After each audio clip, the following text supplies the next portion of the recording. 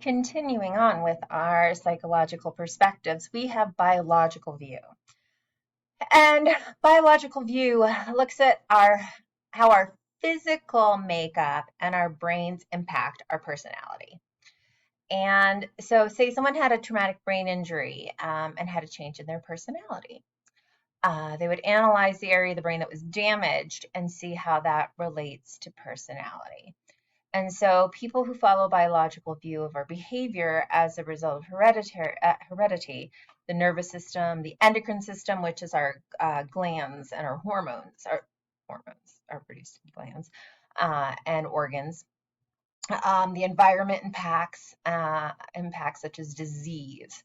My dog has Addison's disease, which is an endocrine disease, thyroid disease, pituitary gland diseases, and things like that. I realize you're kind of only getting the top part of me here. All right. So continuing on with biological view just a little bit here. Evolutionary psychologists agree with biological perspective. Kind of makes sense, right? Evolutionary, biological. We're kind of evolving as a species biologically. Focusing on ideas of, big evolutionary thinker, Darwin. They see behavior and mental processes in terms of genetic adaptations for survival and reproduction. Natural selection has impacted humans, survival of the fittest. So Darwin's theory, when examining brains and behaviors, they look for genetic adaptations that occur over time. Okay, so continuing on a little bit more with sociobiological, society, social biology.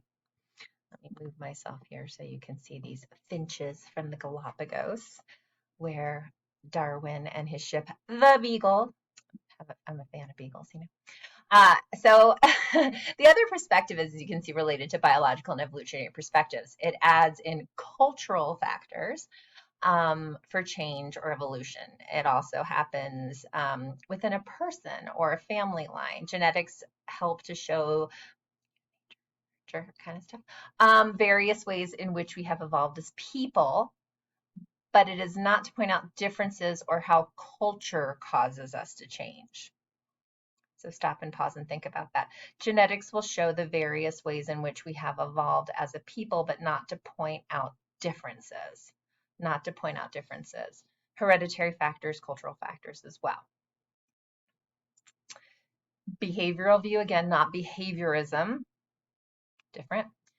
I know, similar, confusing. Look at how we learn by getting rewards or punishments, or by observing. It finds the source of our actions in the environment rather than our mental processes. This is Skinner. You might have heard of Skinner. He's one of the big names out there. So can you prove that you have a mind? Oh my goodness. That's like a meaning of life question. Can you prove that you have a mind? The crucial age-old mistake is the belief that what we feel as behave is the cause of our behaving.